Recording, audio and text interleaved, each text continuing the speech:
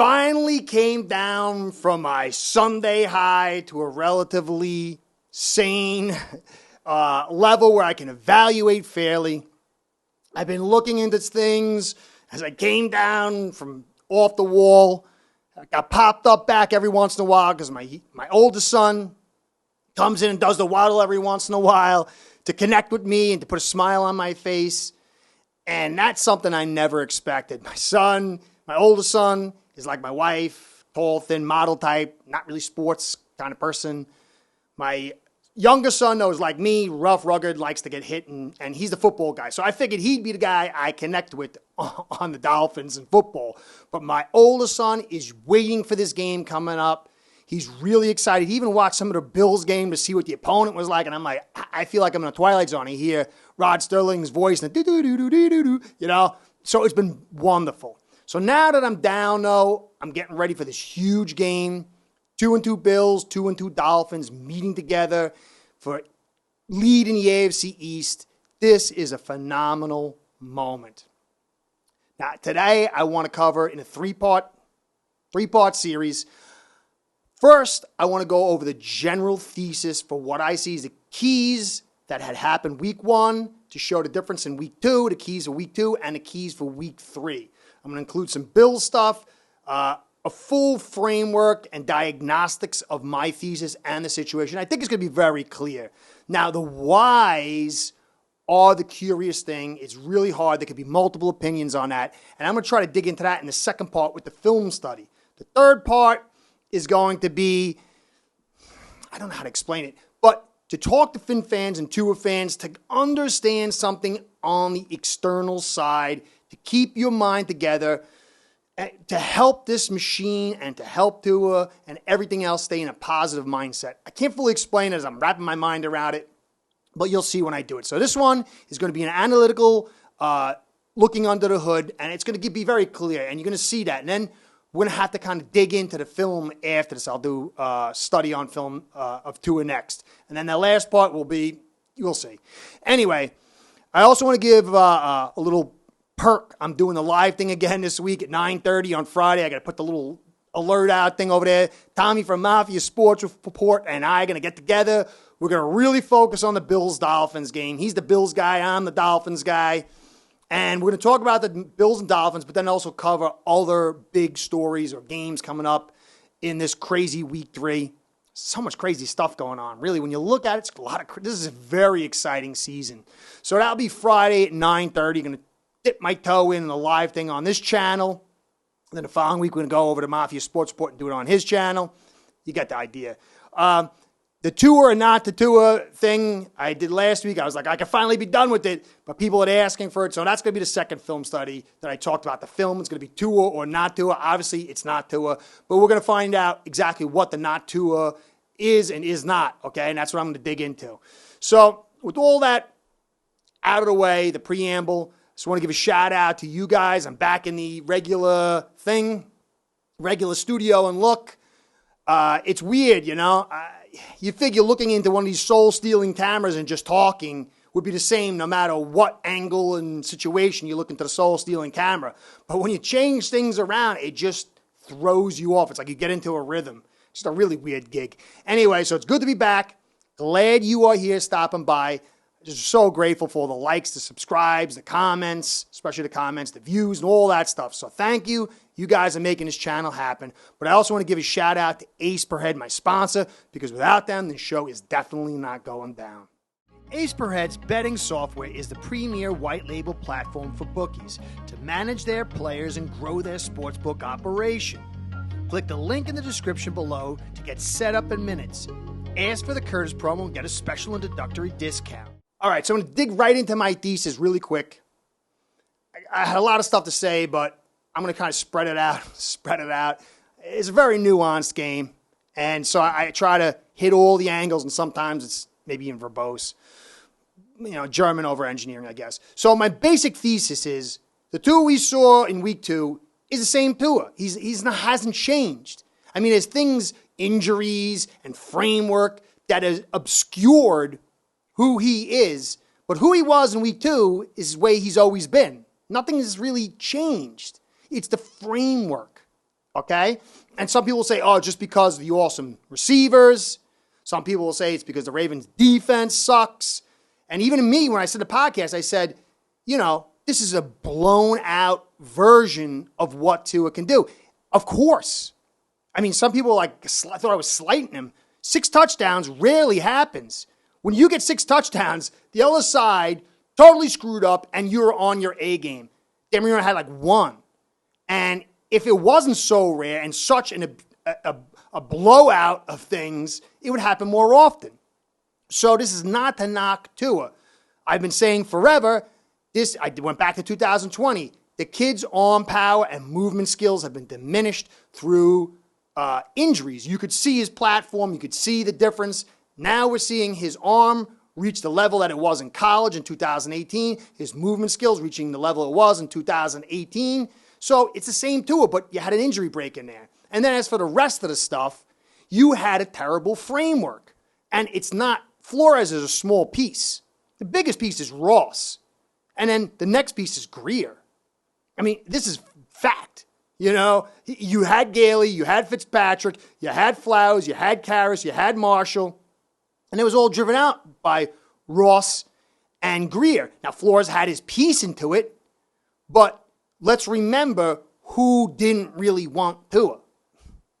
So his framework has been a disaster. This year, the framework got help. McDaniel came in. He was much better at manning the offense, obviously, than Flores, and obviously better than 3 OCs. He's got the same talent level as Gailey, but less experience. Gailey was very good. So you have him in there. Then you bring in Hill and Waddle, and then you bring in my man Tehran and Connor. The framework has increased. Now, week 1 to week 2, you had the same framework. What happened? Pressure. Pressure, pressure, pressure. I don't care who you are. At a certain point, pressure incapacitates a quarterback. Even if you're the greatest thing since sliced bread or you're the nobody bum who should get kicked out of the league. It's all the same. Every quarterback has a different threshold based on their skill sets, their mental ability, and all that other stuff. Pressure, pressure, pressure is the key. And this is why I've always said an offensive line and a run game is the accelerant to Tua. And then when you add in these receivers, it's throwing gas on a bonfire. Now, some people will want to say the offensive line has picked it up. They've gotten it together. Well, I'm going to go through the tape and see what that says. I'm going to go over to macro and show you the difference in pressure and then show you the Bills, what they've been doing as far as pressure so you can understand. And there's a reason I'm going to do this. So, Tua versus the Pats, he threw 7 bad throws, 22.6%. Sacked 3 times, blitzed 16 times, hit 4 times, hurried 8 times, 15 pressures, 41.7% of his passes were pressured. Yak, he got 150. His intended air yards was 8.3. Caught air yards, 8.6. Time of possession was plus 5 minutes. Miami had 4 more plays. Now, on the other side, Tua versus the Ravens. Bad throws, 3, 15.7 percentage. 1 sack, 15 blitzes, same blitzes, just about.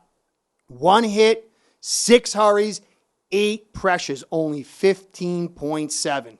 Time of possession difference was 10 minutes and 11 plays. Okay, so on the face of it, there's a lot of stuff that's similar. The pressure difference obviously was a big deal. Time of possession was a big deal.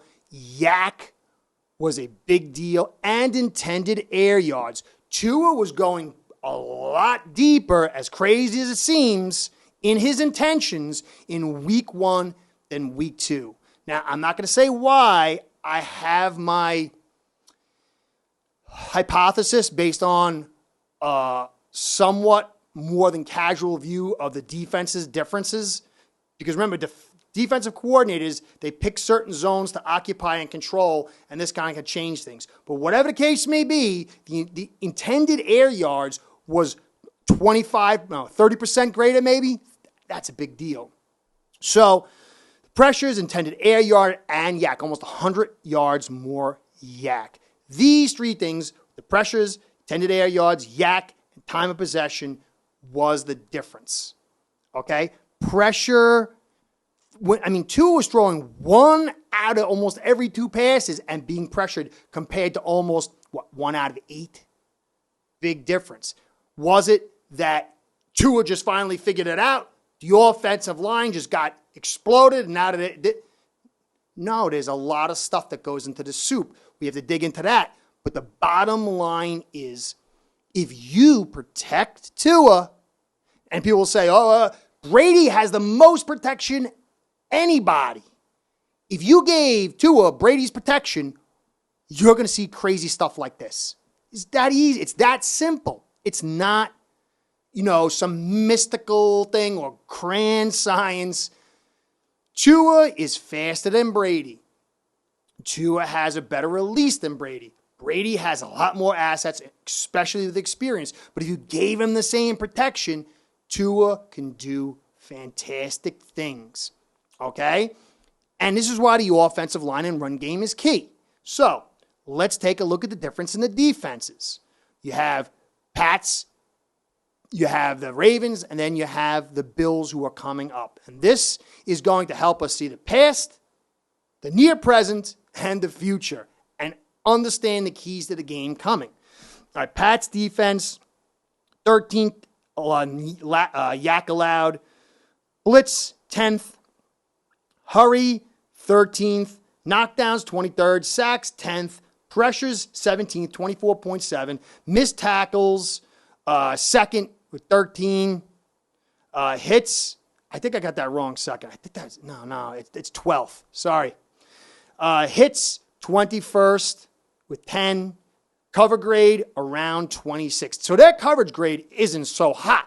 So how are they able to limit Tua? Again, the types of coverages, the situations in which they failed, and the pressure. Ravens defense, yak, 32nd. Blitz, 11th. Hurry, 14th. Knockdowns, 22nd. Sacks, 21st. Pressure, 21st at 20.4. Missed tackles, 14th at 18. Hits, 16th at 12. And cover grade, 24. So you have a lot of similarities between these two teams, but totally different results. Now you have to add in Marcus Peters had a 44% cover grade. He hadn't played since 2020. Just imagine not playing since 2020, coming back slightly early, and then having to face Waddle and Hill. Not a pretty sight. Now, versus the Jets, they had 17 blitz, the Ravens did, 6 hurries, 6 pressures, 24.2% pressure. Their total pressures were 32 week 1 and 13 week 3. Now, Jets have a better offensive line. What went down? This is what I'm going to get into the tape. But the bottom line is you protect Tua through scheme, performance, and attacking weaknesses in the secondary if they exist, and you're going to get obscene numbers. And it's not just because the defense sucks and Hill and Waddle are so great. Have you seen, and I'm going to go through it, some of the throws that Tua made? They're unbelievable with anticipation. Unbelievable. And I say, when I say unbelievable, it's top notch. Top notch. But he was protected. He looked comfortable. He was moving the defense with his head, but he had the time to get settled. Now, you're not always going to have this week in, week out, but this has got to be the aim. This is why offensive line and the running game is paramount. I personally think if you gave Tua a good offensive line and a good run game, you could scale down these offensive receivers a lot, and he still would have success. Obviously not the same, but he would have a lot of success. All right, so we got that. It's very clear. Tua without pressure against not a great defense is gonna get his huge production. Now we're facing the Bills. We saw, I'll give you a quick lowdown, the Pats, they crowded the line of scrimmage and were blitzing from different angles. They had a much better game plan than the Ravens. The Ravens blitzed a lot, but they were all vanilla, very obvious. Pats were doing mixed zones, cross zones. They were bringing guys from one end to the other, cover the flat. They were putting man with zone. They were doing a lot of stuff. It was an excellent game plan, and they had more talent over the top to do that. Ravens did not. Their front was good, but not fast, and somewhere in the top and on the sides, they were flimsy. So Pats had a much better game plan, much more confusing game plan, and on the outset, they were taking away the short and then dropping to the middle and making Tua go through his levels and slow things down, and that's why he had the high yards per attempt, 8.6 intended air yards. So Bills are different in every way than what we saw week 1 and week 2. Okay, so Bills defense, yak allowed, 5th. Blitz, 31st. They don't blitz. Hurries, 29th. They don't really hurry you all that much. Knockdowns, though, top 10, 9th, sacks 2nd, pressures 14th, missed tackles 20th least, hits 2nd with 19, and number 1 run defense, especially on the edges. So, what I'm saying to you is, if it's all Tua week 2, and it wasn't Tua week 1, he's going against a different defense, a tougher defense. And if it's all Tua all the time, then every time we win and lose, it's on Tua. But this is not the reality. It's a team game. Quarterback is the most supported position in the game. He has to have his offensive line. He has to hand it off to a running back. He has to throw it to receivers. He's the most dependent position, but when he's supported, then he excels and people put him up to the top. Tua is the same Tua. Protect him, get him some semblance of a run game, and this guy will throw in tight windows. People saying, he's not a gunslinger. Now they're saying, he's a gunslinger. I've always said he's a gunslinger. The guy throws like a madman, sometimes carelessly, and that's for the next film study. Bills, though, they're going to play you 4 in the front and drop, and they're going to make you earn everything, and they're going to force that offensive line to protect. If the offensive line grew so much from week 1 to week 2, then this week against the Bills, we should see it. We'll know what the deal was, whether it was the Ravens front and their poor game plan that allowed Tua to get the extra time and the lesser pressure, or the offensive line just stepped up and we're on our way. The Bills will tell us that. But it's not going to be about Tua. It is not. It's going to be pressure, run game, and then you could talk about defense and Tua and the receivers and all that stuff. It's our ability to keep that pressure off, and that will decide the game. Anyway, this is Curtis saying thanks for staying to the end. Hope you enjoyed. I got part 2 coming. The film study, I'm cutting it up today. I'm watching it. I'm watching multiple teams. I'm watching the Bills again. I'm watching the Ravens again. And I'm watching the Pats again to really understand how all these things came about. Because defenses, they can do so many different little things. And the right call and the right time can really make the big difference. So I got to understand that before I give this film. I'll have it out for you tomorrow. I'm cutting it up today. I can't wait. Can't wait. Hopefully my son comes in and does the waddle dance. Anyway, thanks for staying to the end. Please like, comment, and subscribe. Comments mean the most. Curtis saying, go Fins, big week. Catch you next time. Be well. Start building your own online sportsbook today by getting signed up with aceperhead.com service that'll allow you to book action on sports from all around the world.